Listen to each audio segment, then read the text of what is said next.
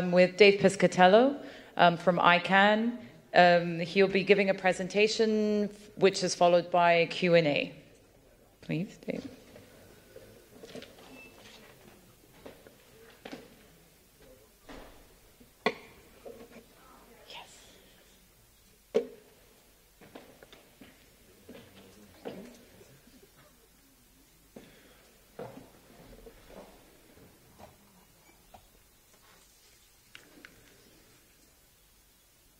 Here we go. Good afternoon. As Luna says, my name is Dave Piscatello. I'm the Vice President of Security, and I report to the Chief Security, Stability, and Resiliency Officer at ICANN, John Crane, who reports to ICANN's Chief Technology Officer, David Conrad. Our SSR team is a little unusual for a quote, security team, unquote, in that we do a great deal more public-facing and public sector, private sector partnership activity than we do managing security for our internal organization. We have a separate department that does that, which frees us to partake in a very, very different part of the cyber threat, cyber security landscape. What I want to focus on today is the current and future landscape of conducting cyber investigations. Part of the remit that my team is fortunate to have is that we work with law enforcement and private security investigators and the operational security community to try to identify and mitigate threats, not only to the DNS and the address space, but threats that exploit and make use of internet identifiers. So that really takes us into a very, very broad landscape of cyber threats. So we're going to cover the context that I'm going to talk about regarding cyber threats. I'm going to then talk a little bit about how timelines play out in the cyber threat and cyber attack landscape, because I think a lot of people don't appreciate quite how challenging it is to bring criminal actors to justice in a very, very complicated global cyber world. As I do that, I want to try to dismiss some myths and realities regarding the competencies and the so-called prowess of cyber criminals.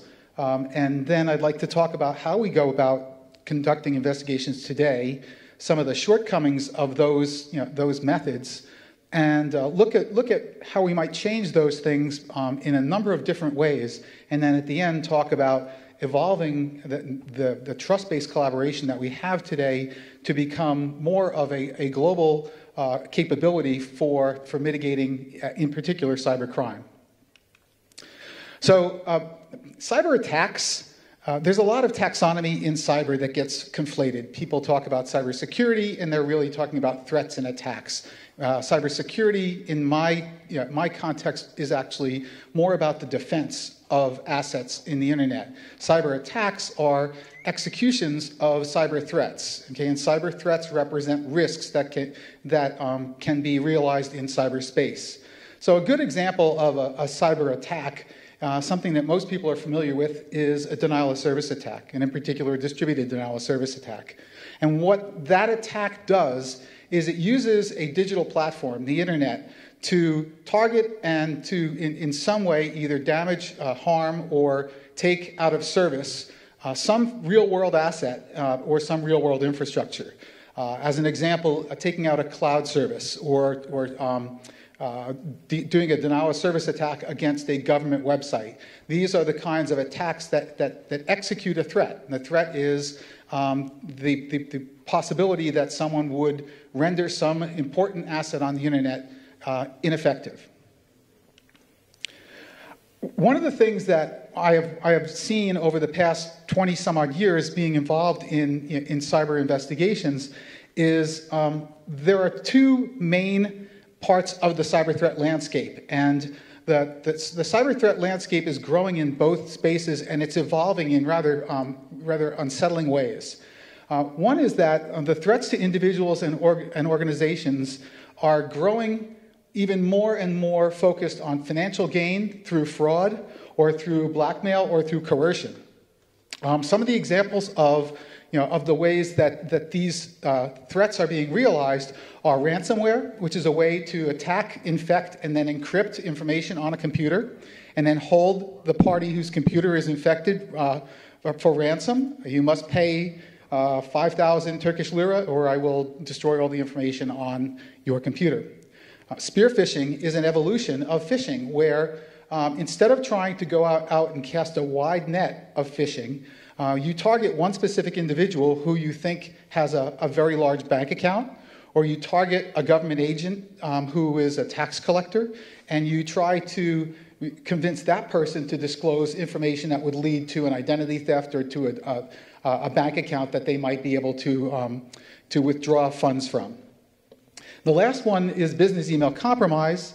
Business email compromise is a man-in-the-middle attack, where the attacker attempts to convince two parties in a transaction, perhaps a buyer and a seller, into believing that he is one of the other parties. So he'll convince the seller that he's a buyer interested in some product. He'll convince the buyer that he is willing to sell the product, and then he orchestrates a negotiated transaction, and when the payment process arrives, he will intercept the invoice, and he'll substitute his own bank routing information in even a PDF file, so that the buyer will actually pay the criminal, not the legitimate seller.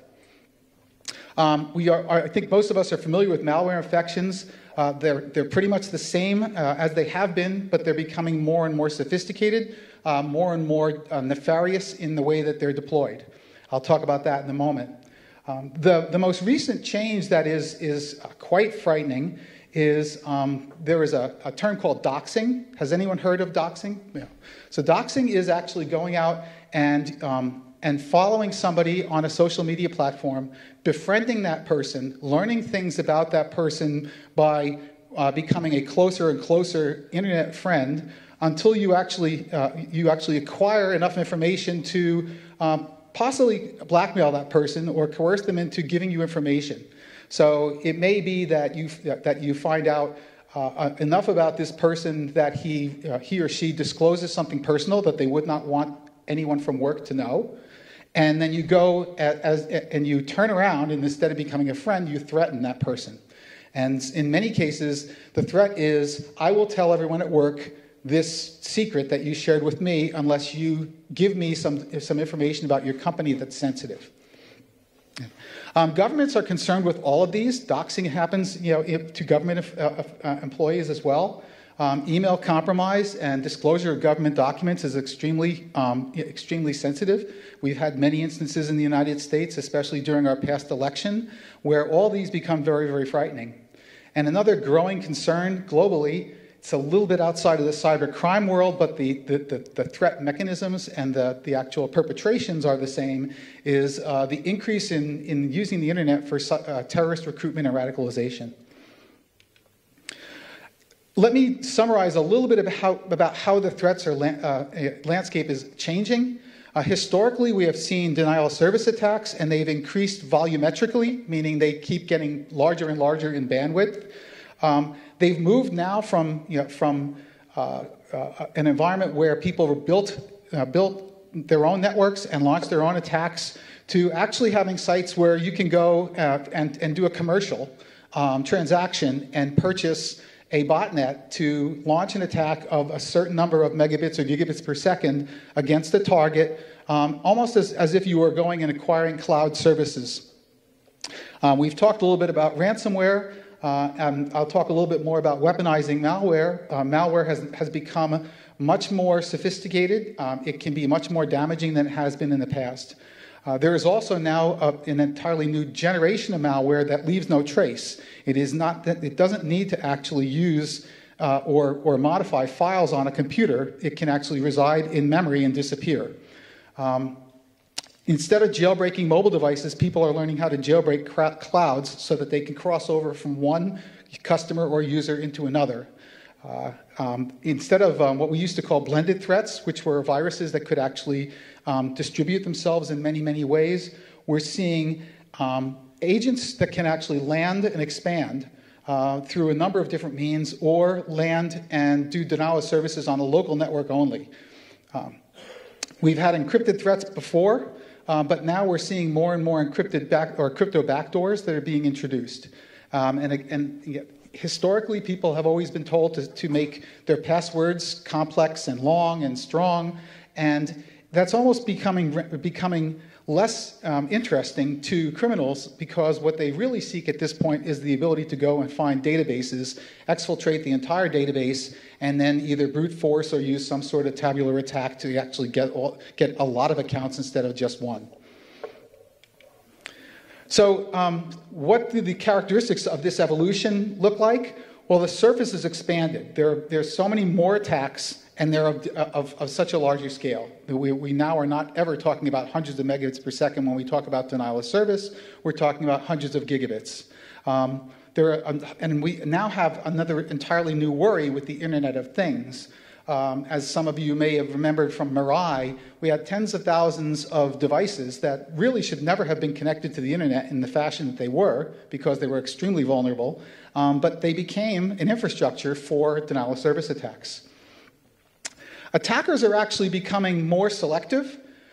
So one of the things that attackers are doing, as I mentioned, from doxing and from spear phishing, is that they're investing more time finding targets that look like they're going to be high yield.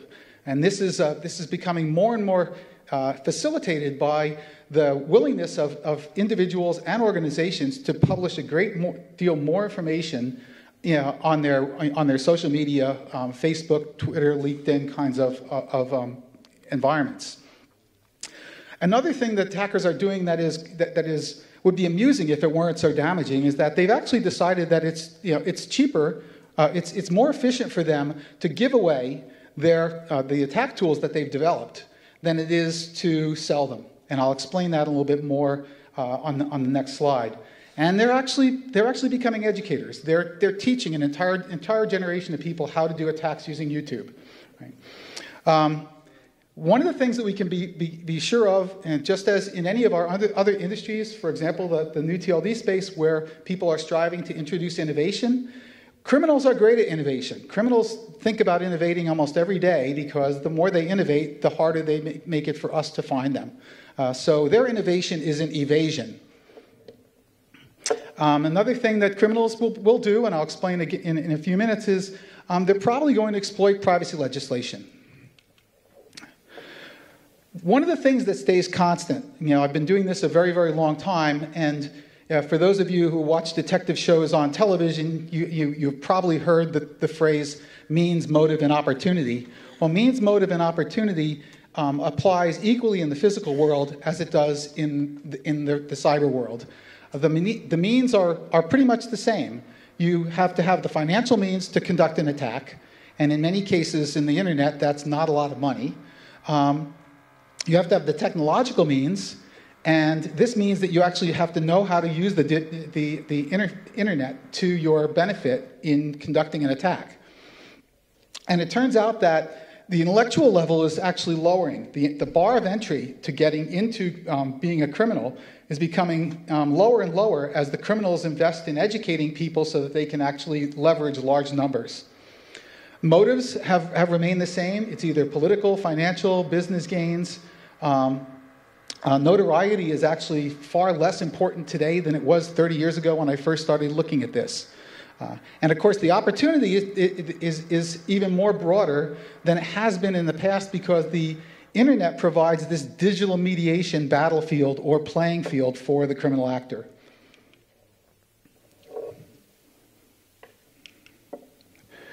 So the means to commit these cybercrimes are familiar. One of the things that we have seen is that the technology is fairly easy. Talent is fairly easy to acquire. One of the things that has sort of a double-edged effect is that private organizations and governments have actually provided financing for, maybe inadvertently, for some of the bases for attacks.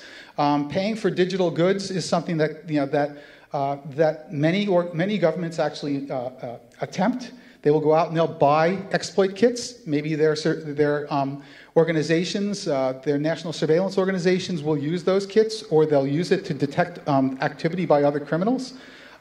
There are lots of companies that actually offer bounties for vulnerabilities.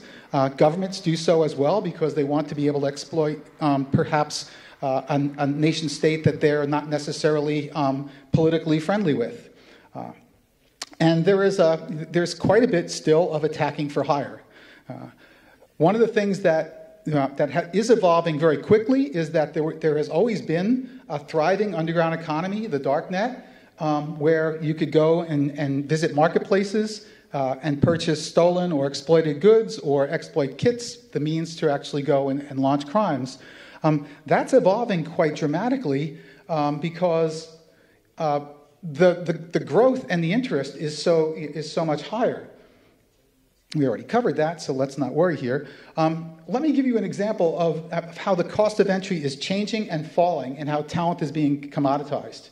You can go today on Facebook and you can find pages where someone who has written what's called a phishing kit, which is a set of tools that will allow you to go and set up a phishing attack and set up an impersonation page for a bank or for a government site or for whatever kind of site accepts credentials. You can go and acquire for very, very small fees a botnet to operate this through, in some cases, web services. And then you can also go and on YouTube find a tutorial that explains how to actually run these attacks. The cost of this is extremely, extremely low. You're not paying for the phishing kit. Botnets are not that expensive. And the cost of registering some number of domains to be able to do this is a matter of maybe several dollars to $100 to get hundreds, if not thousands, of domains.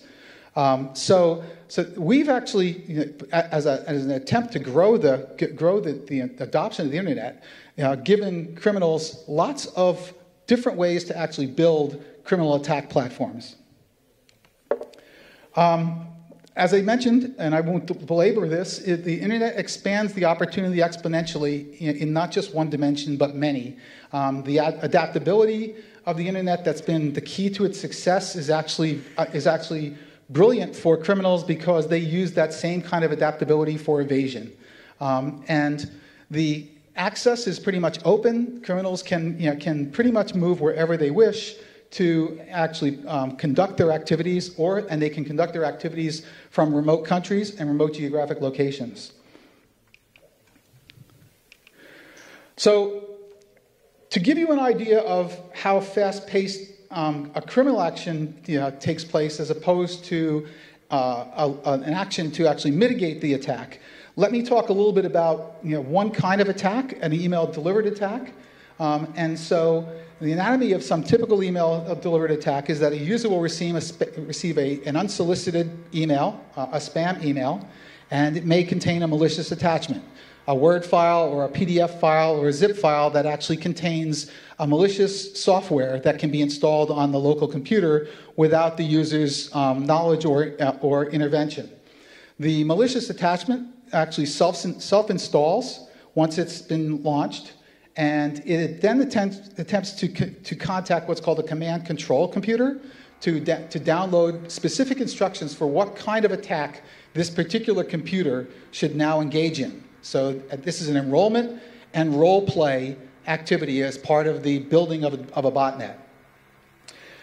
At that point, your computer, you're the one who's been infected, will actually take on whatever role the software that's been installed performs. That can be facilitating an account theft. It could be generating spam as part of a spam campaign. It can be collecting information from your computer or from adjacent computers and exfiltrating that.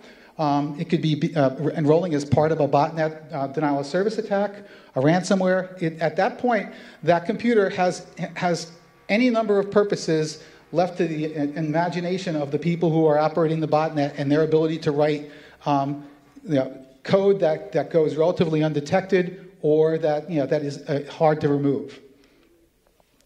In crypto ransomware attacks, as I mentioned before, the process is very similar, except that when the infection that first lands on your computer contacts the command and control actually generates some cryptographic keys and instructions for the bot, for the infection on a computer, to encrypt either the hard drive or specific data, or all the hard drives that are connected to that personal computer. And then once that's done, the bot will post a notice that says your computer has been infected by ransomware. In some cases, that ransomware, it will impersonate either an Internal Revenue Service or a police agency or some other agency that says you've been seized for these reasons. If you do not pay a ransom within a time, then we will destroy all the data on your computer. Okay. Paying ransomware almost never works because in many cases the people who are running these attacks are not cryptographers, they don't generate keys correctly, and they couldn't recover their data for you if you wanted. So if you leave with one message today, if you ever get infected by ransomware, don't pay the ransom. By the time, if you've been infected and you haven't backed up your information, you're lost. Right? So let's look at the time for these. Okay. In a financial fraud attack, like a phishing attack, a phisher will do a lot of preparation. He'll set up a phishing site. He'll go and he'll acquire some means to distribute the phishing attack through email. And then he'll launch his attack. When he launches his attack, within the first several hours, some consumers will become victims, and they'll go and they'll disclose information, or they'll start to see that they've been infected. And in parallel, people who are private investigators typically will actually go and identify the phish, start to add the phish assets, like the URLs where the phishing page is hosted, to a block list, and they'll start to try to initiate some mitigation. That involves working with hosting companies, with ICANN registries, ICANN registrars, and then often the phishing site can be disabled without the intervention of law enforcement and courts. In some other cases, especially attacks that are multinational, victims may finally identify to their law enforcement, if they can find the right law enforcement. I've been attacked. I've been the victim of identity theft.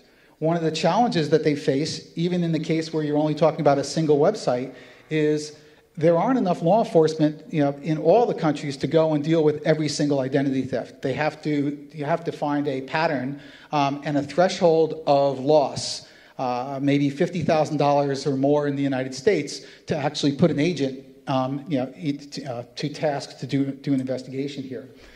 The other thing that is encumbering for a law enforcement agent is that in order to do some of the activities that would actually get to the perpetrator or take down the resources that the criminal is using, he may need a court order. Court orders don't happen overnight. Court orders do not get processed in internet time. One of the things that is very challenging to explain to people after 30, 40 years of unsolicited commercial email is the degree to which spam has evolved from being an annoyance to the basis for a criminal infrastructure. We still sit at a remarkable level where almost between 70 and 85% of the email that's transmitted is still unsolicited bulk email or spam. But spam has no longer simply become something where people advertise products that they and try to lure you to purchasing counterfeit goods or certain pharmaceuticals, or try to get you involved in some sort of stock scam. What spam has become is as a delivery infrastructure that, in one article I wrote, I likened to a nuclear submarine. It has all the operational properties of a nuclear submarine. It has stealth, it has survivability, it has operational endurance, and it has lethality. Lethality in the case of spam is that it can inflict financial harm in most cases, or some other loss in many other cases. So the spam delivery has now become the infrastructure. Just like a submarine can deliver surface-to-air missiles and nuclear warheads and torpedoes. What spam infrastructures, which are built on top of botnet infrastructures, do is provide this platform for launching a variety of different kinds of attacks. And the volumes are absolutely astonishing. So the next issue for us is not just simply trying to take down a single site, but how do we take down an infrastructure like a botnet or a spam infrastructure? One of the things that we have to do is, again, look at that timeline to see just how far behind we fall because of the constraints that we have that criminals do not.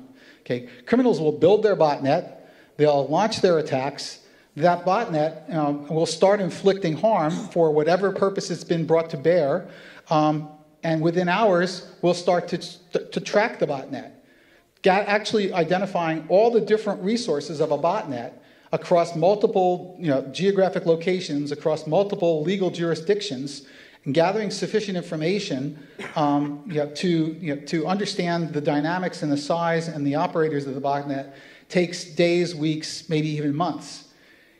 Even months after that, when we've gathered all the technical information that would be appropriate for evidence to go and conduct some sort of apprehension and prosecution, we are encumbered by the legal process. Coordinating all the law enforcement and all the legal warrants that are necessary to do a takedown is extremely complicated. A case study that I and some of my colleagues at ICANN were fortunate to be involved in is Avalanche. Avalanche was literally a spam as a service infrastructure. It was a cloud operation. You could go log on to the Avalanche website. You would sign up. You'd pay a fee, and they would generate domains for you. They would tell you that they can set up the attack for you with a choice of any of these 20 malware families, most of which were ransomware. They give you access to the command and control server. You would choose how to run and when to run the botnet, how many bots that you wanted, pay your fee, and it would be launched. And you'd start to reap the rewards. Right. So look at the botnet chronology for Avalanche. In 2008, there was a group called the Rockfish. The Rockfish group had been running for many, many years. We had finally begun to actually footprint their activity, and we could stop them very quickly, so they weren't making any money, so they simply walked away from their botnet. They sat down and they did some design. They created the Avalanche. They built that infrastructure, and then by 2010 to 2012, they had evolved it to this malware delivery service I just described. 4 years, from 2012 to 2016, we were able to map the botnet, identify the perpetrators, put together a planned event where we would actually, across all these different jurisdictions, involving 30 countries, involving 64 TLDs, 40 TLD operators and other operators, investigators from both the law enforcement and private sector, and all the mutual legal assistance treaties or court orders necessary, put in place everything that would allow us on a specific day, November 30th, 2016, to take a dismantling action and to conduct arrests. So at that time, one of the things that happened in Avalanche was there were simultaneously actions at many, many registries to start turning off name resolution for all these domains, tens of thousands of domains, to start sinkholing the traffic that was going from all these computers that were infected with the Avalanche malware, and redirect those devices to a sinkhole where we could identify the victims and try to help them get remediation. Simultaneously in Ukraine, the people who were identified as persons of interest or alleged parties to the criminal conspiracy were apprehended. One of them tried to shoot the Ukrainians with his AK-47. He jumped off his balcony, broke his leg. They apprehended him. So it was actually quite exciting to see sort of the physical aspects of the part of the process that I had only had insight into by participating in the dismantling in the digital way. Lots of doors broken down, lots of servers seized. It was quite a remarkable activity. But we stopped the bleeding. At that point, there were 1 million malicious emails per week generated from this botnet. Hundreds of millions of dollars had already been lost by victims all over the world. And so it was rewarding to finally see that kind of action. What we learned from Avalanche and other botnets is that domain names and IPs are essential tools for criminals. They will register domains in the thousands, tens of thousands across any TLD. They are not biased. They do tend to look for cheap TLDs because they're cheap. Why spend money on domain names when they can spend them on champagne, right? And so they will invest and abuse the infrastructure that we try to put up and we try to maintain for legitimate purposes. They're absolutely comical in some ways in the numbers of different ways that they will attempt to hide their registration information. They have no incentives to actually provide their real name and address, of course, but they've gone beyond patently or falsely providing information. Sometimes they use stolen identities. We've actually seen cases where they've gone to the obituaries in the Chicago Tribune and just taken people randomly out of the Chicago Tribune's obituaries and registered domain names in the names of people who are now deceased. Right? So all of this tends to paint a picture that says, gosh, this is really not a very, very good scenario. And in fact, your initial reaction is that the advantages truly are staked favors the attackers. I'll dismiss this particular myth right away. The attackers aren't actually smarter, and there are a whole lot of really, really dumb attackers. And we always hope for the dumb attackers because they're the easy day at work, right? But what they have is that they have the ability to adapt and to move and to basically be criminals. They create their own infrastructures by stealing things. They may purchase credit cards to purchase domain names. And most importantly, from my purposes for this talk, they don't need approval, permission, or licenses or court orders to actually do what they want to do. Right? What, if any, advantages do investigators have? Well, actually, I will tell you that after 20-some-odd years of doing this, we have more smart people than they do. It's just that we are encumbered by other issues than technology. Okay. We also, can leverage the fact that in order for them to reach your average user, they've got to use the domain name system. They've got to use IP addresses that we can go and we can look at. So a lot of the work that we do to mitigate crime is to collect information about their footprint on the internet.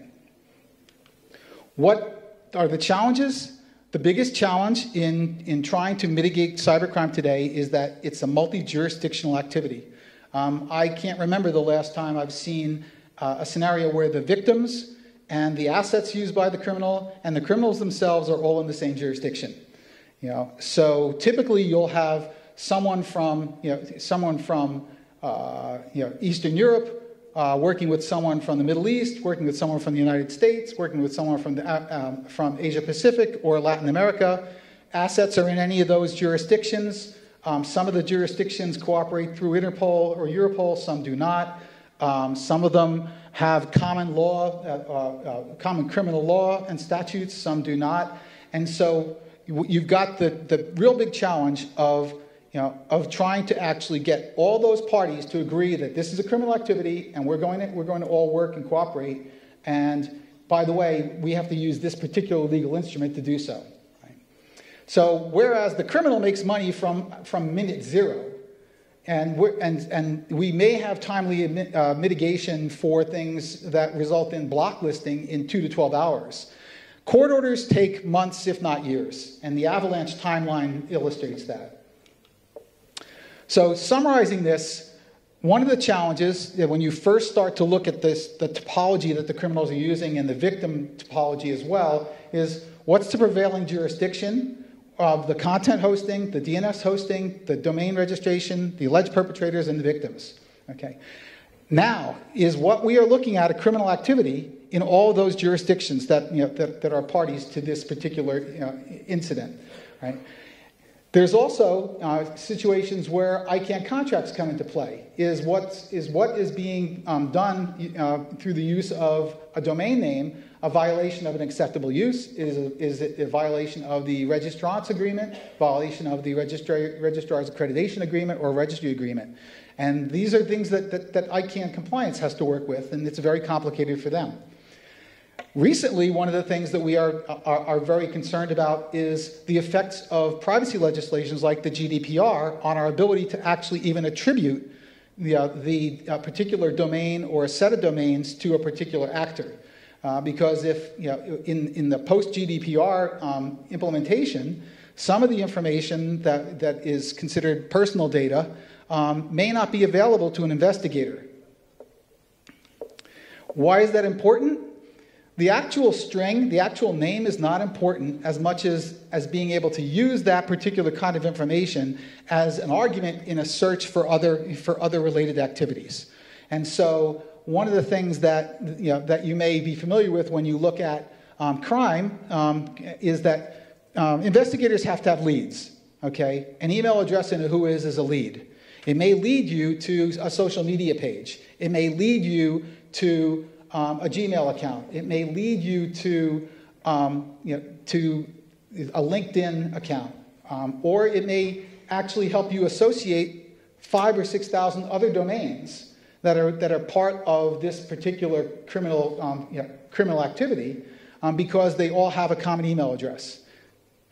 So we call these pivotal data. They allow us to go back and forth from one database to another, collect information from all those databases. So registration data is actually very helpful for investigators, whether they're public or private sectors, to reconstruct a crime scene. So to give you an idea how this all plays out in the real world today, most of what we do today involves collaboration communities. Private actors, investigators like myself, and others from companies like eBay or Amazon or Yahoo or Google all work together in email collaborations or other community forums, and we share open source intelligence. Open source intelligence is information that can be publicly acquired, like IP address and domain names through resolution, name servers, hosting operators, and the like. So when we share that information, we can compositely, or we can create a composite of a particular attack. We then have a coordination and handoff to law enforcement or to someone else who can take action through something like an acceptable use violation. This actually works quite well. The challenge is making certain that community vets to keep people who are not going to be honest and not trustworthy out of the community. And so each of these collaboration groups has their own self-policing model. Okay. It does reduce the attack surface. We are very effective in mitigating a very large amount of crime, but the problem is that it doesn't scale well. It scales to friends of friends and webs of trust, just like PGP, the email encryption software scales. Many regions don't participate because they don't have a way to introduce themselves into these communities. So we have to try to improve that solution. One way to improve that solution is to start to formalize the things that make trust-based collaboration successful into something that we call a public-private trust partnership. And so in this particular kind of relationship, governments and private organizations or multinationals or NGOs all agree to some form of accreditation or attestation, similar to what's being discussed for who is in the post-GDPR world, where there's a defined set of criteria that you evaluate anyone. When that person becomes accredited, they become part of the community, and then their behavior as part of the community must be monitored, and the trust must be maintained. It does level the playing field, meaning people from all nations, and all backgrounds can apply, and that's something that I think is just emerging now as a viable model. Right. Some of the challenges for these kinds of trust partnerships are often political. Okay, in private trust-based collaboration, you can hold an individual accountable for behaving ethically, for respecting confidence, for keeping secrets, and the penalty is that you get thrown out, right? And you can hold people accountable for distinguishing fact from fiction. Trying to make certain that these kinds of attributes or characteristics of a vetted party carry over into something that becomes intergovernmental is hard. It's provably hard because we have those same kinds of challenges with things like the United Nations. So will this work? It will work if we want it to work.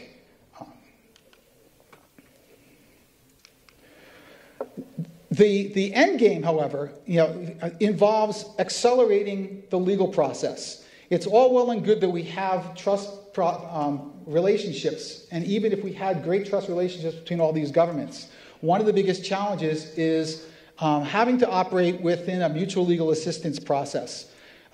Typically, what will happen in a mutual legal assistance process is that some law enforcement agent will want to get information from a law enforcement agent in another jurisdiction.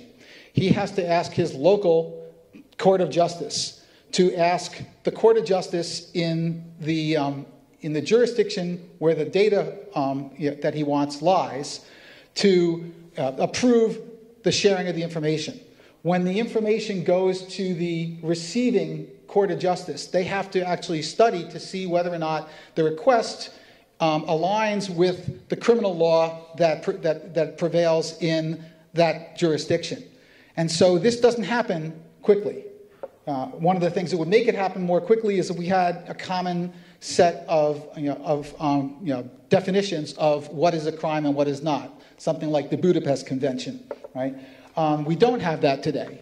If we did have that, that would be one hurdle that we would be able to strip away. The other is just trying to accelerate the pace of this.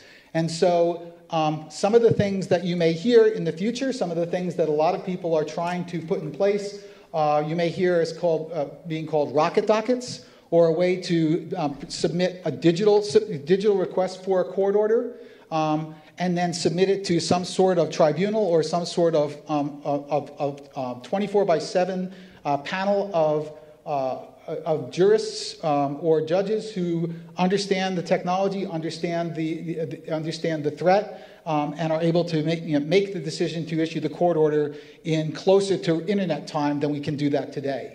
So the goal is really to get to the point where we have a common framework for the collaboration. We have common law, which allows us to cut through the individual analyses on a country-by-country basis, and something expedited, something that respects due process, but happens in less than months or years. So as a summary, and then I'll open for questions if we have time, I mentioned that the cyber landscape's evolving. The responses are hampered more by human and legal processes than technology. Cyber attacks, we must recognize are global activities. They are predominantly cross-border in nature. They use multi-jurisdictional infrastructures. We need to provide investigators, both private and public, a framework that allows them to mitigate threats at a pace that keeps pace with cyber attackers. And that framework has to include the due process at a much faster pace than it operates today. Thank you very much for having me. I'm really happy to be here in Ankara, and I'll be here all week. If you have questions, please feel free to find a mic.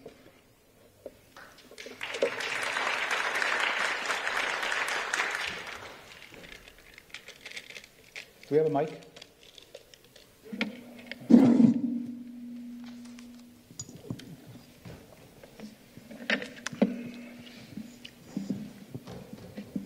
Maxim Alzoba.Moscow. I have a question for you.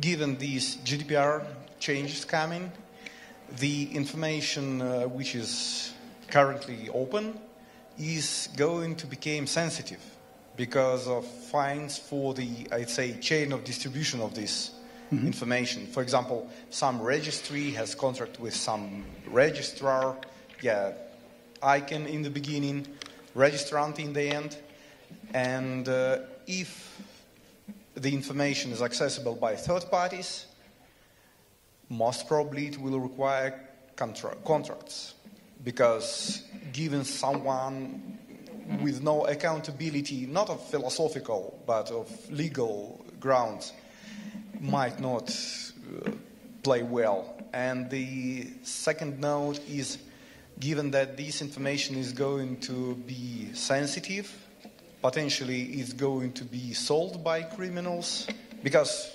whatever gives them income, they do. And how do you envision the prevention of, I'd say, some bad actors might pretend to be like security community members or whatsoever. Maybe they create some companies with short-lived stories which are not distinguishable from startups for security, anti-cyber crime, startups of sorts. And how do you want to prevent them from becoming members of your community, from like having access to sensible data?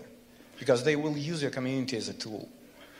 I agree with your assessment in the sense that there will be opportunities for criminals. Certainly one of the things that that could happen, and this is just speculation. This has nothing to do with ICANN policy. This is the way that WHOIS might be misused. Is that people might actually try to collect WHOIS information and distribute it in violation of the GDPR. The problem with that is that as a law enforcement agent or as a private investigator, if you can't show the chain of custody, if you can't show where you got that information, you won't be able to use it in a court of law. So you might be able to use it for some other criminal purpose, but you're not going to be able to use it to actually mitigate crime. The issue of attribution, of actually being able to access WHOIS, is still unsettled. It's not very clear what model is going to be used. There are lots of different ways that one might actually go and build a WHOIS or a registration data service that didn't show personal data, but showed some sort of cryptographic hash or something else that would be usable to go and do searches. And then once you had that, if you also were accredited, you could go into and ask for the specific WHOIS records that you actually wanted. This is something that I think is worth exploring. It may not be something that the community would feel is the right implementation. So I think you're going to see a lot of different opinions and different attempts at trying to reconcile the problem. But in all the models that I see that are viable, people have accepted the fact that public WHOIS through an anonymous access is not going to get you the same information that you got today. And that will have to change, not only for GDPR but for other legislation. You will probably see some accreditation of some form or another, maybe for law enforcement through one vehicle, through operational security members through another agency or vetting agency, for business constituencies for another agency, and all of those are going to have to actually satisfy the criteria that the data protection agencies establish. So anyone who's going to actually be able to eventually get this data is going to have to comply with GDPR. And so there's a lot that has to be decided in the next 30 days, and it's going to be I think a real interesting race.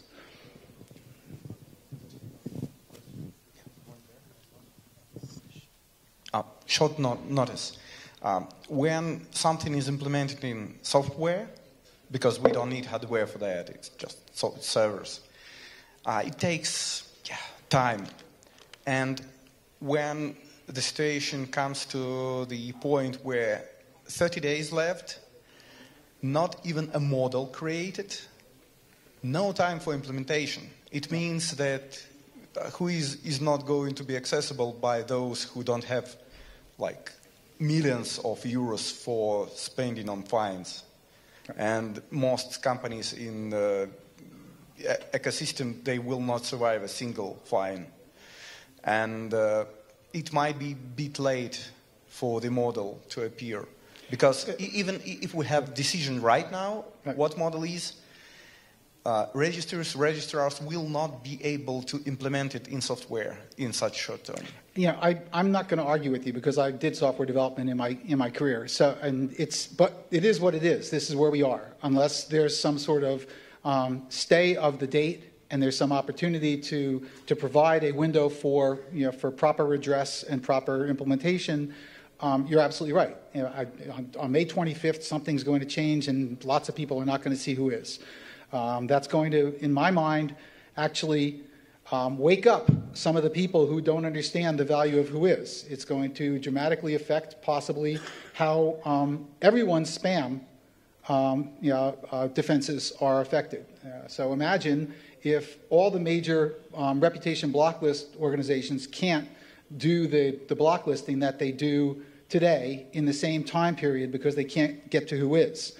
What happens? Well, what happens is that window where they try to get a block list within the first hour or two of seeing a phish is going to be delayed because they can't just go and increase their false positive rate by simply saying, I think it is, I haven't been able to do all the same text that I used to do with who is, so I'm just going to block it.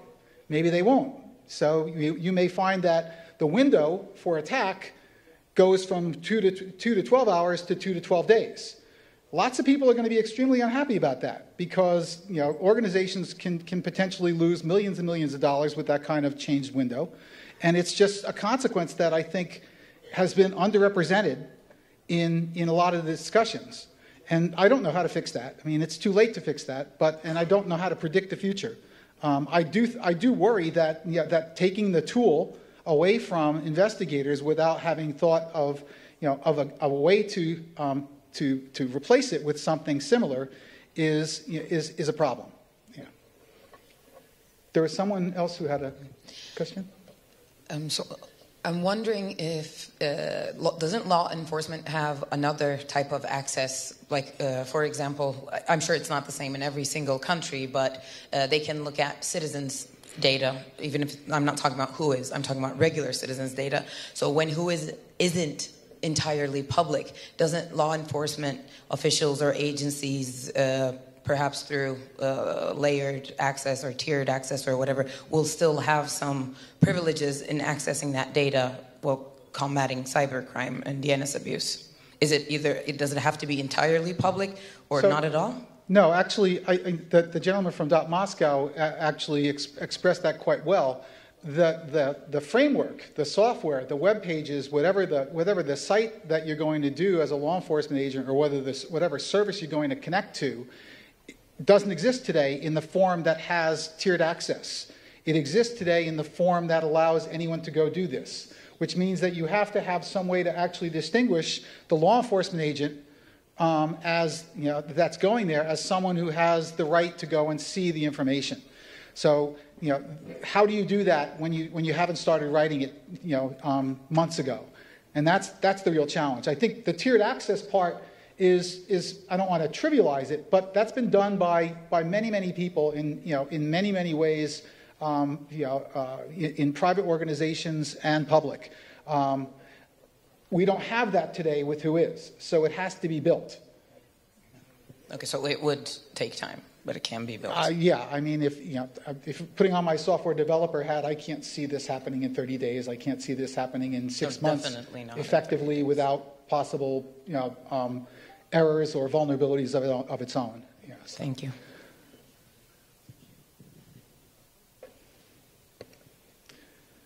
Well, thank you very much. I do appreciate your time.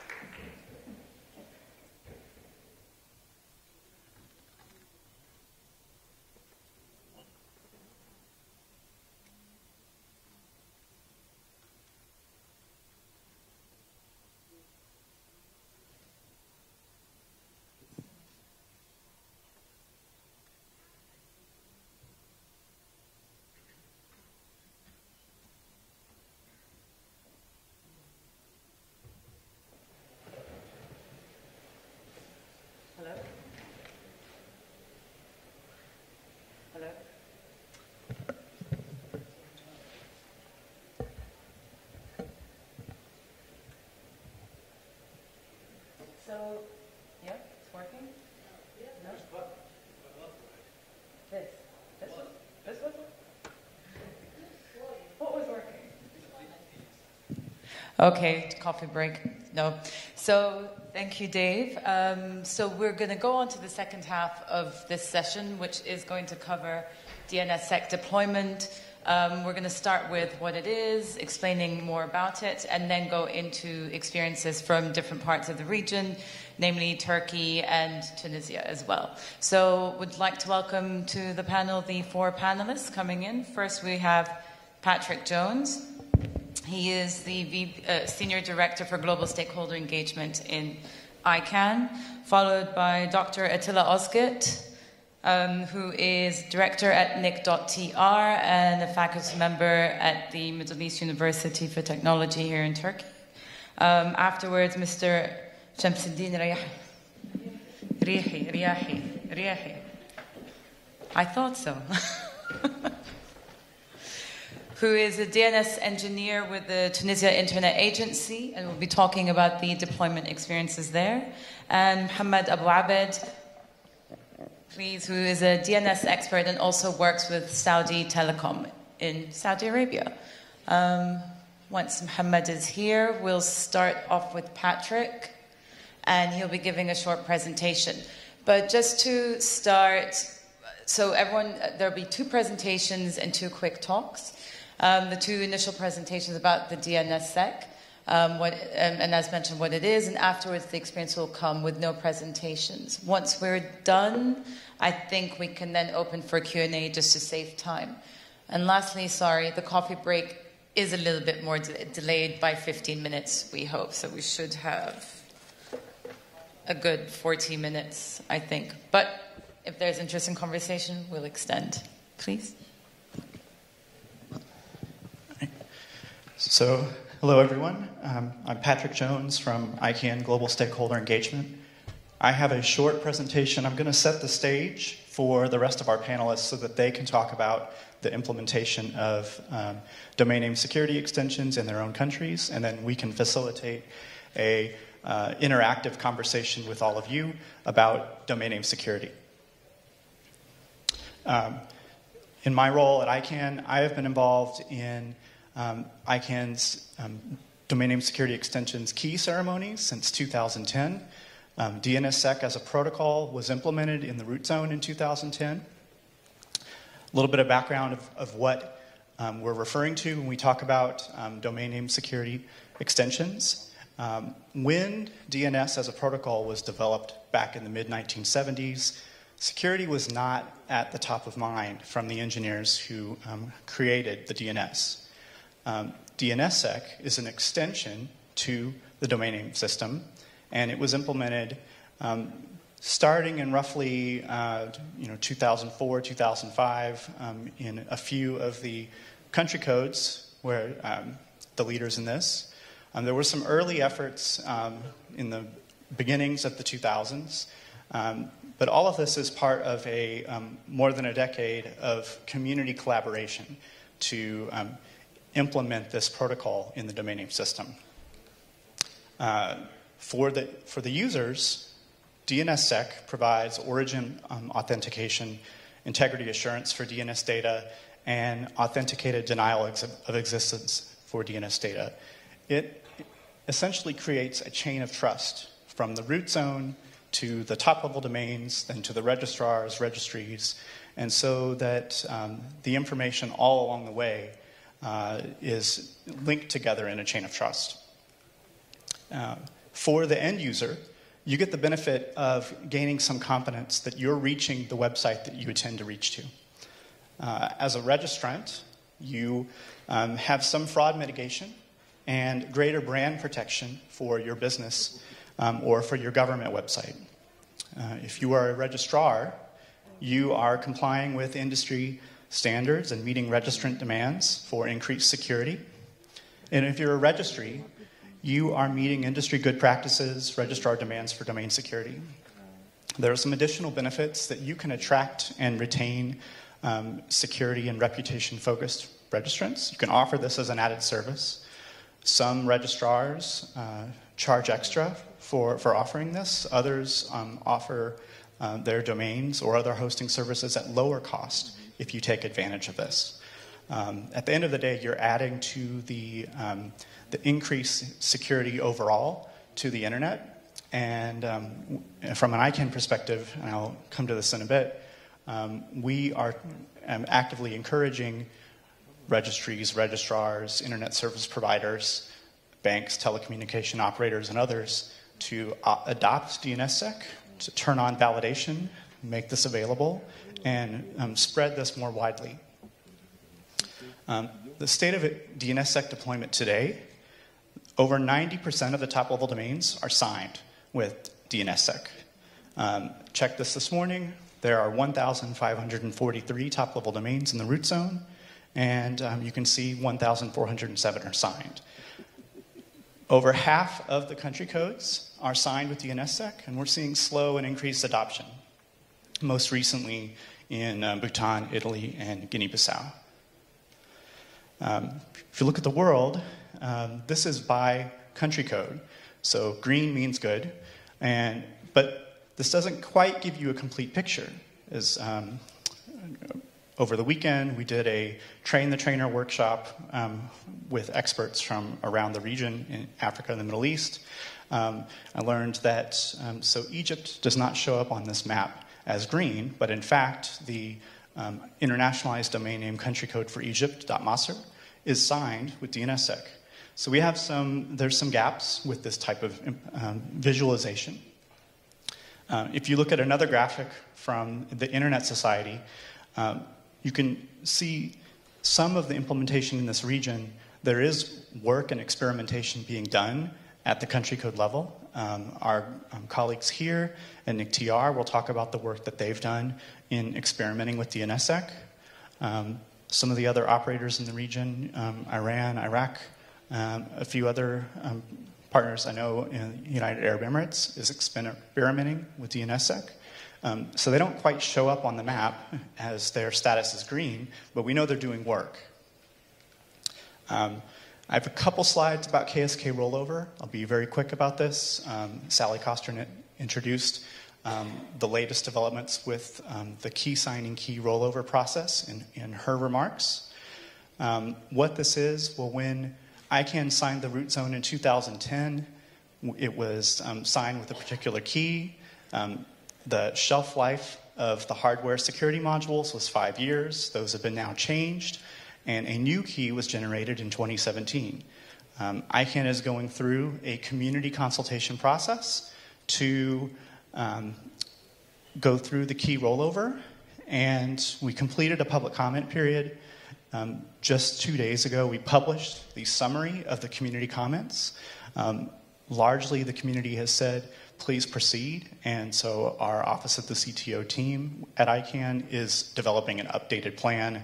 We are still proceeding along the timetable to roll the root key signing key on 11th of October of this year, and I would say look forward to seeing more information from ICANN about this.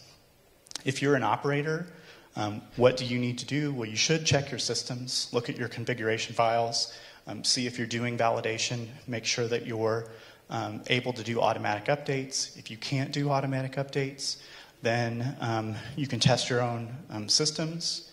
The ICANN team has published a testbed that you can go to on our website, and you can check your systems. It's called go.icann.org/ksk-test. And you can also subscribe to our mailing list, follow along with the latest developments at this address and at icann.org/kskroll. And with that, I want to turn it back to this group so that we have time to talk about the implementations of DNSSEC in their countries. Hello. Hello. Thank you, Patrick. Yeah. Thank you, Patrick. Thank you, Patrick. So now we'll give the floor to Dr. Attila, please. Okay. Then I prefer to speak in Turkish Let me see. How many of you are speaking native Turkish? Yeah, more than half. Okay. Okay. No.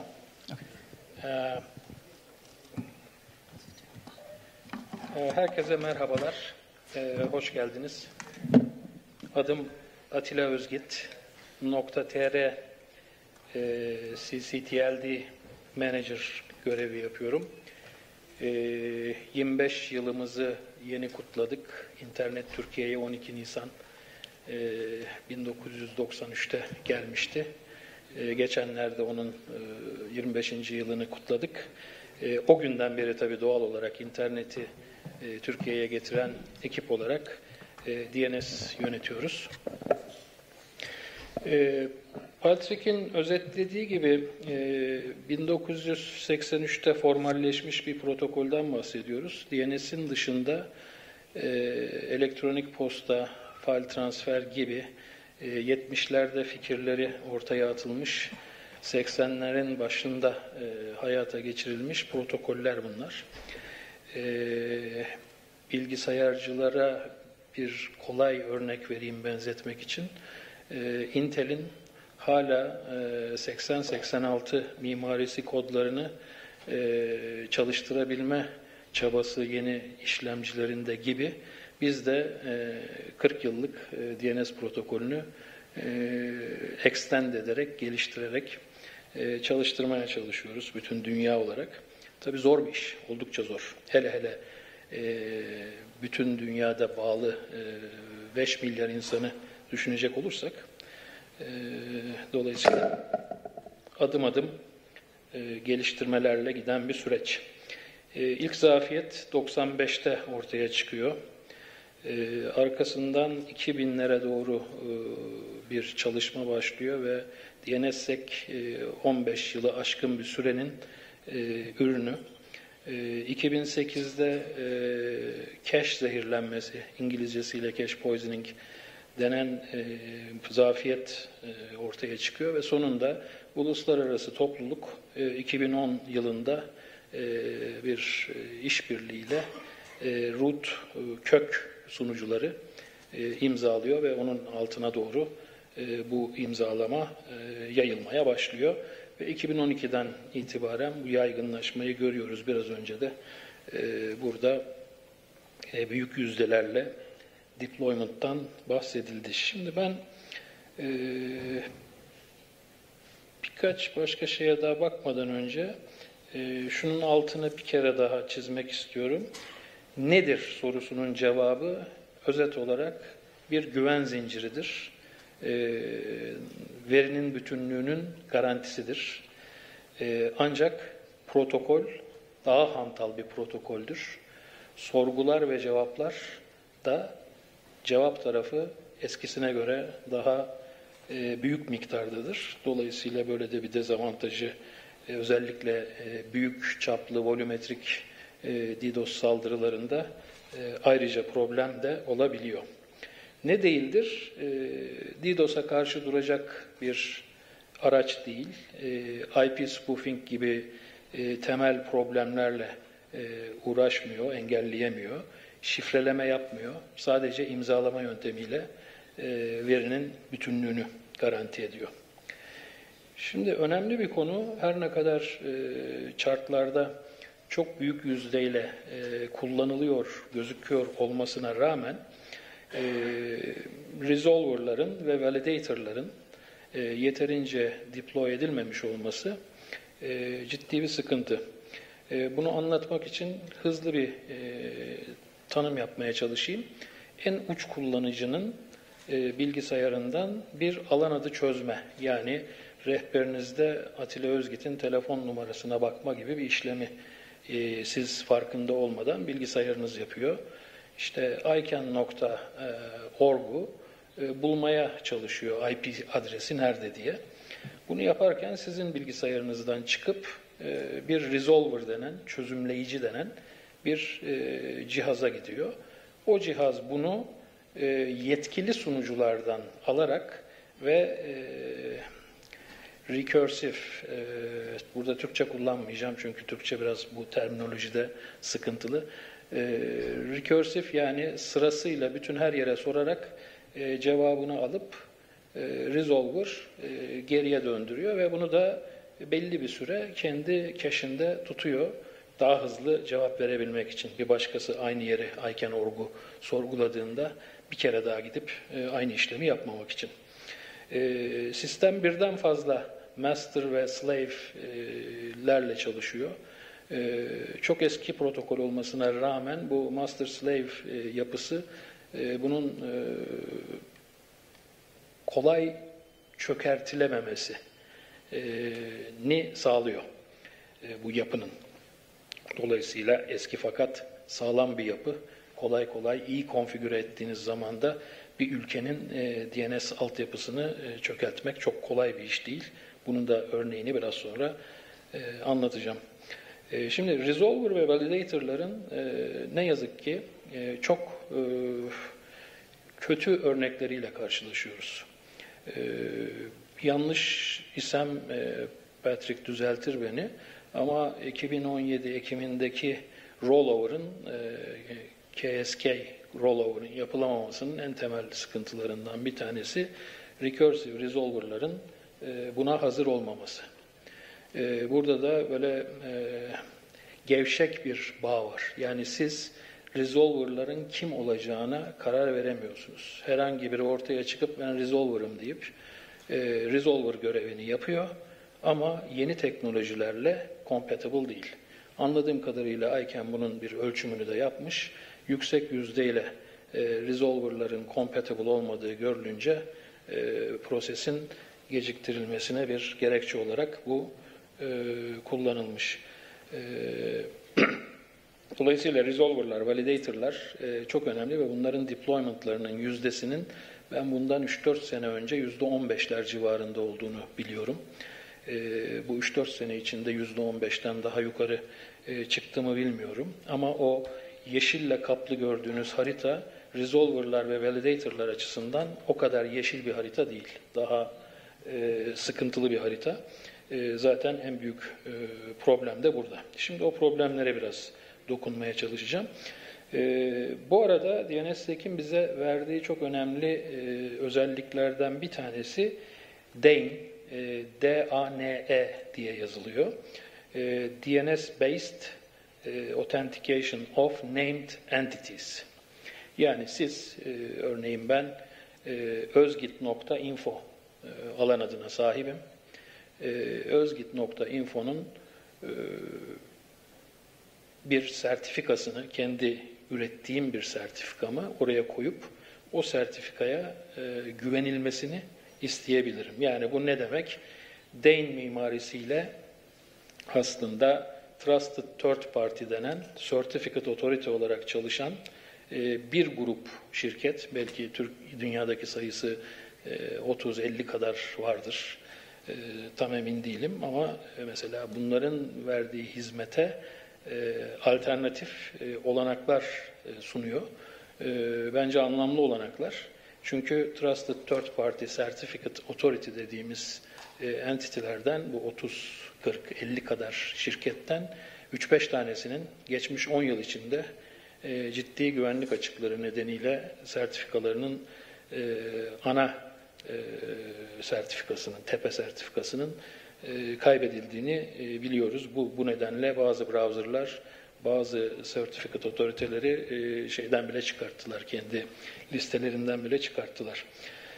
Bunun dışında elektronik mail, S-MIME kullanarak ya da TLS gibi birkaç temel protokolde bu DANE mimarisi şu anda kullanılır vaziyette. Bunun dışında Voice over IP ve benzeri bir takım devlet ve yurttaş hizmetleri, sayısal kimlik gibi konularda kullanılabilecek bir fırsat sunuyor bize. Üzerinde ciddi araştırmalar şu anda sürüyor. Muhtemelen de sessiz ve derinden ilginç uygulamalar gelişiyor diye ben düşünüyorum. Türkiye'de duruma baktığımızda o dünyadaki sözünü ettiğim olumsuzluk 3 aşağı 5 yukarı geçerli. Bu DNSSEC'in faydalarından yararlanabilmemiz için büyük oyuncuları, yani telekom operatörleri, registrarlar, ISP'ler, bankacılık sektörü, bankalar, devlet servislerinin çalıştırdıkları altyapının bu DNSSEC teknolojisini kullanmayı özendirmesi gerekiyor ve uç kullanıcı eğitiminden resolver'ları ve validator'ları çalıştırmak ve DNSSEC tabanlı servisler vermeyi önceliklendirmekle ancak başarı seviyesinin arttırılabileceğini düşünüyorum. Dolayısıyla problem temelde aslında bir farkındalık problemi. Bu bağlamda da ben bizim teknik çalışmalarımız var bu sözünü ettiğim konularda ve buradan Türkiye'deki bu sözünü ettiğim büyük örgütlere sesleniyorum. Bu işin içine bir an önce girip bizle de kooperasyona başlayın ki hazırlığımızı iyi tamamlayalım ve düğmeye bastığımızda da anlamlı bir uygulamalar çıksın buradan. Geriye dönüyorum. Bir örnek vereceğim. Onu biraz önce bir yerde söylemiştim ama en sona bıraktım. 2016'nın Aralık ayında yaklaşık 1,5 yıl önce 2017, 2018 evet 1,5 yıl önce 2,5 yıl önce 2015 Aralık yanlış söyledim. Bir DDoS saldırısı ile karşılaştık. O zamanlar 6 alan adı sunucumuz çalışıyordu. Bu demin sözünü ettiğim master slave'lerde toplamı 1 master 5 slave olmak üzere çalışıyordu. 2 hafta boyunca ciddi, yüksek oranda bir saldırıyla karşı karşıya kaldık. Temelde volümetrik ama bunu tetikleyen teknikler karşımızda ciddi bir şekilde zaman ekseninde değişen tekniklerdi. Her gün yeni bir teknik giriyordu. Ve %30 zombiler Türkiye'dendi. Operatörlerimiz ingress filtering yapmıyorlardı. Kendilerine hala bugün sorduğumuzda biz transit operatörüz, biz o türden temizliklerle uğraşmayız diyorlar. İkna edici bir cevap olmadığını düşünüyorum. Teknik olarak her yerde kendileriyle tartışmaya hazırım. Eğer bütün ülkelerde her operatör kendi bahçesinin önünü süpürürse egress, ingress filtering ve bazı başka şeylerle IP spoofing belasından önemli ölçüde kurtulabiliriz ama bütün dünya zannediyorum şu anda bu işten muzdarip. Ve resolver'ların bu arada çevrim yapan teknolojinin ele geçirildiğini düşünün. DNSSEC bile kullanıyor olsanız, datanızın integritesi sağlanıyor bile olsa, kodu malicious olan bir resolver en büyük melanet bence. Dolayısıyla burada ciddi ayrı teknik problemler de var. Ben teşekkür ediyorum bu girişten sonra. Varsa soruları şimdi ya da daha sonra nasıl arzu ediyorsunuz bilmiyorum. Teşekkürler. Thank you. I think we'll leave the questions till the end of the session, please, if that's okay. So now going on to Mr. Shamsuddin. As mentioned before, he's with the Tunisian Internet Agency and will be giving us the experience of ATI's experience in deploying DNSSEC under .tn.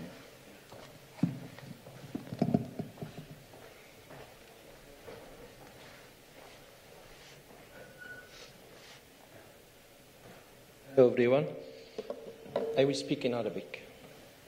So, السلام عليكم. شمس الدين رياحي من الوكالة التونسية للإنترنت. في البداية أريد أن أتقدم بالشكر إلى هيئة الآيكان، إلى البي تي كا ونيك دوتير على هذه الاستضافة. سأبدأ بتقديم لمحة تاريخية حول منظومة الدي ان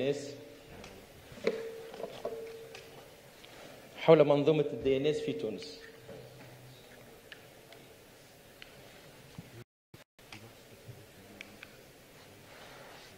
أوكي.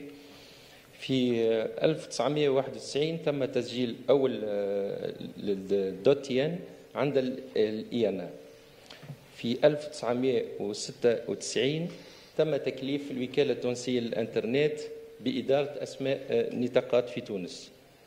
في 1997 تمت بداية التوزيع الرسمي للدوتيان للمؤسسات الحكومية فقط. إذن كيف كان الوضع العام لمنظومة الDNS في تونس؟ في البداية كانت المنظومة متكونة من 2 خوادم مربوطة بخط وحيد للإنترنت تتم إدارتها بطريقة تقليدية. لم يكن هنالك أي متابعة، أي حلول لتفادي الانقطاع، وكانت أسماء النطاقات تضاف بطريقة يدوية حيث أنها كانت معرضة للأخطاء البشرية.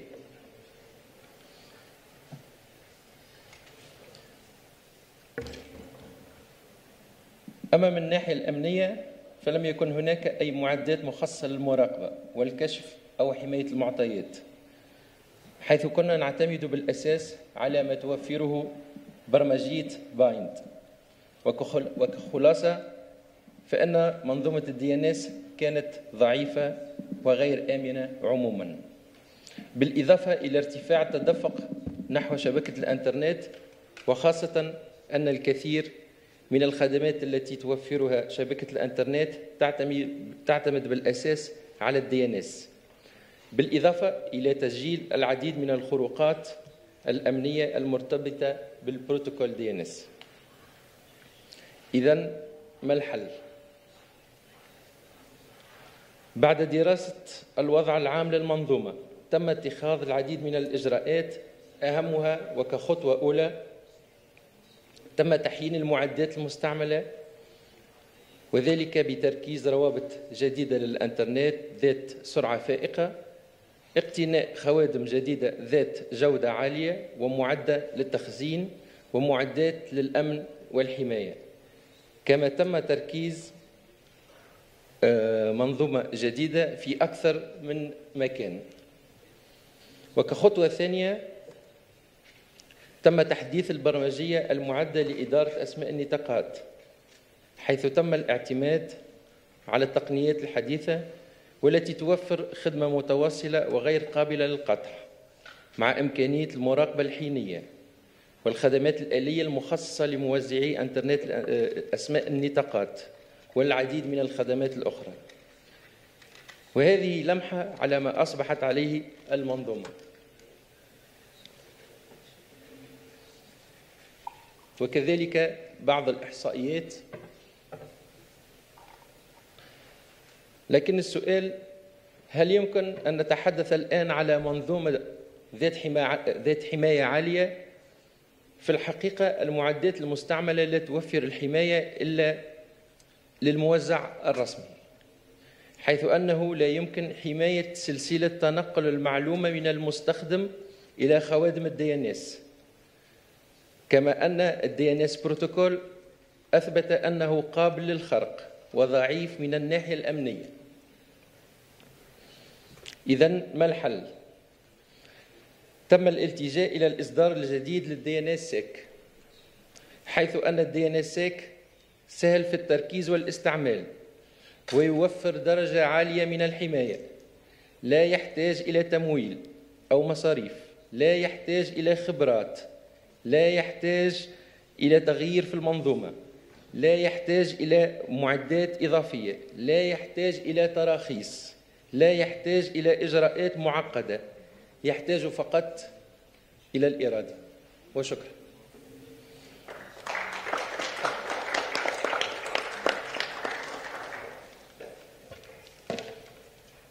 Thank you. And now we'll have Mohammed. No presentation, so he'll be giving his experience as well. Hello, everyone. I decided not to have any presentation in order to make the discussion more friendly and more interactive between us. I've been with the DNS industry since 2008, around 2008. I work with many service providers. I managed different DNS components. DNS, we can think about it as straightforward technology, but at the same time, there is so many ways to compromise this technology. So, in order to overcome those issues and security issues, I think we have to increase the awareness in the community of the internet and focus on all DNS components and understand each part of those components. So I think I have nothing to present right now. So I'm willing to answer any of your questions if you have. Okay, thank you. So I guess we're open for questions. Hello? Yep. So we're open for any questions for any of the four panelists. No questions? One question might...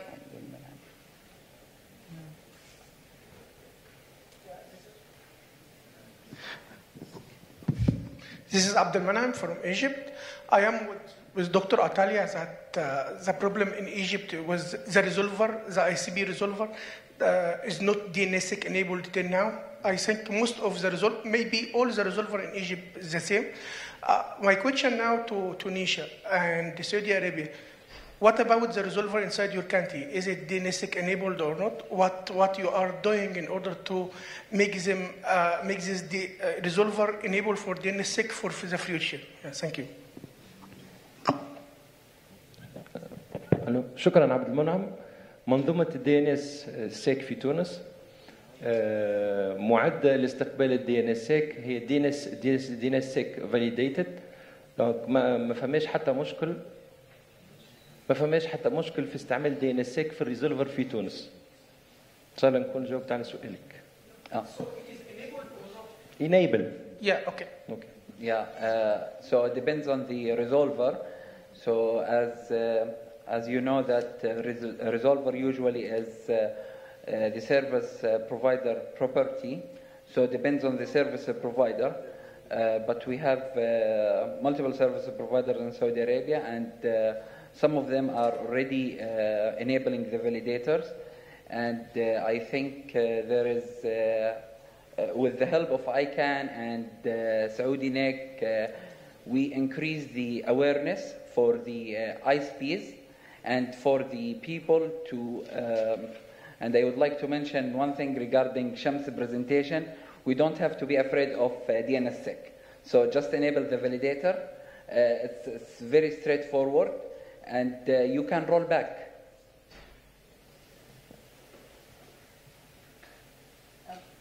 Hello. Any other questions?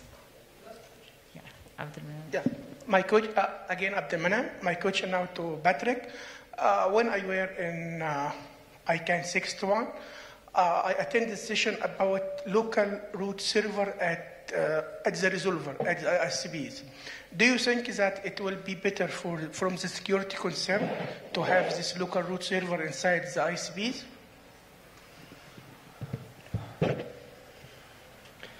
Yes, so what you're talking about is having end users either slave the root or run the resolver themselves. And that's a pilot effort, or I think there's work still to be done between our office of the CTO team and the technical community. I believe there's probably sessions at the IETF about how you might run your own local resolver copy of the root zone. So I'd say follow the work that's happening there. There were some short talks about this at Tech Day and at the DNS OARC sessions in ICANN in San Juan. There will likely be more about this at ICANN 62 or at the IETF coming up after that. So continue to follow this if this is something you're interested in.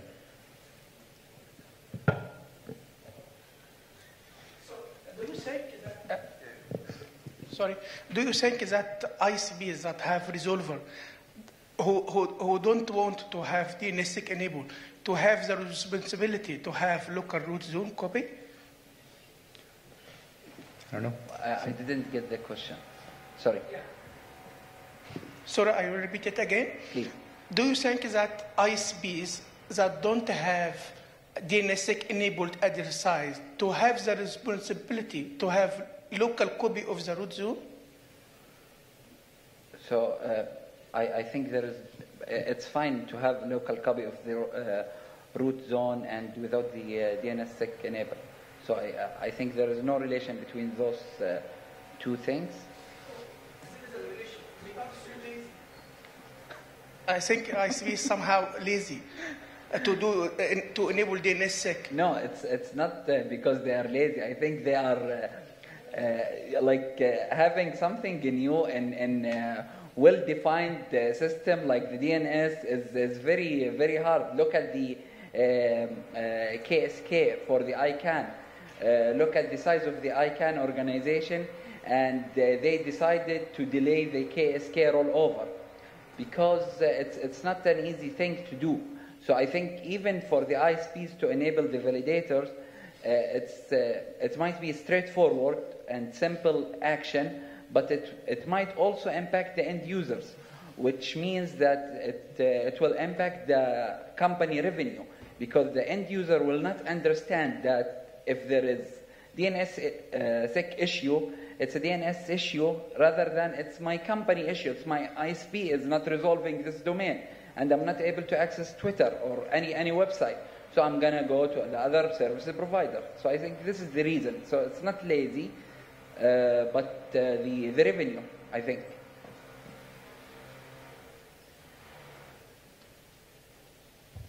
Abdelminan, done? You're always welcome to ask more. So just following up on this line of questions, I think it would be good if Patrick can just give an overview of what kind of awareness is being done at the moment for the key rollover, as well as the community, the process of getting the community experts involved too. It'd be good to do a quick rundown. Yeah, so we've done quite a lot of outreach and talking to different groups, trying to explain what's coming, how you can get involved, how you can follow the process. I think the delay of the key roll might have also sort of upset the plans for implementation in some parts of the world, particularly in this region. We're trying to reinforce the fact that we're working with the technical community, with operators. It's not something that ICANN is doing alone. We're doing it definitely in collaboration with many of you or your ISPs and other operators. And I can only encourage to continue to follow the steps that we are taking in partnership with the internet technical community to have this happen on time, have this happen in a measured, steady process. Thank you. Please. Microphone, please. Just person in the middle, microphone. Thank you, Abdelminan.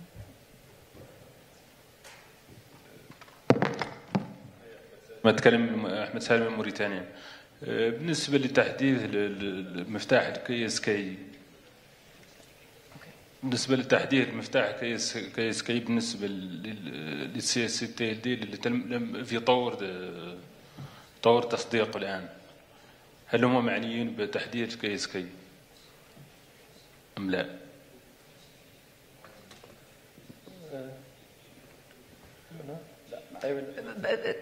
فيك تعيد السؤال بس لو سمحت؟ السؤال بالنسبة للسي سي تي دي اللي لم تصادق الآن، هل هي معنية بتحديث كي اس كي؟ نطلب منكم تتكلمون بتحديث كي اس كي. So for لا سي سي تي ال دي مش موقعة للكي اس كي. أيوة. اوكي. كيف الكي اس كي اللي عليها أن تخضع حتى ما تعود مسؤولة معنية بالتحديث؟ Yeah, so it's not a policy change.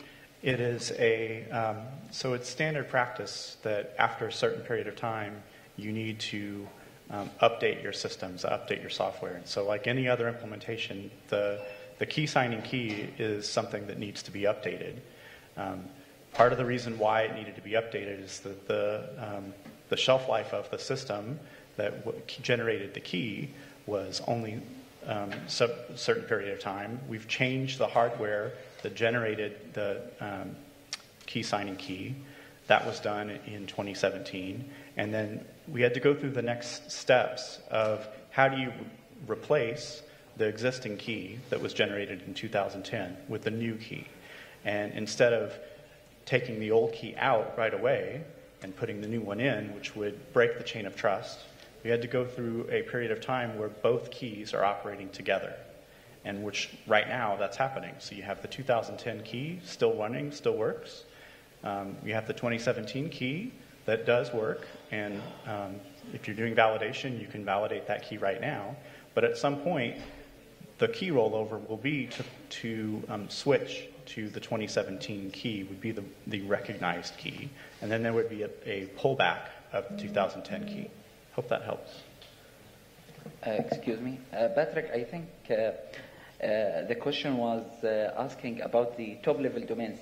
Does they have any relation between the top-level domains and the KSK rollover? So I believe the answer is no, because the impacted of the KSK is the resolvers or the validators. So either it's signed, the CCTLD, or not signed, so it has nothing to do with the KSK. Thank you, Mohammed. شكرا. Any other questions? I think no. So I think we're good. We can catch the coffee break. Yeah, you've got 9 minutes. Thank you, everyone. Thank you. Thank you. And 10 minutes, 15 minutes coffee break. Yeah. All right, bye. Yes. Thank you. Thank you. Thank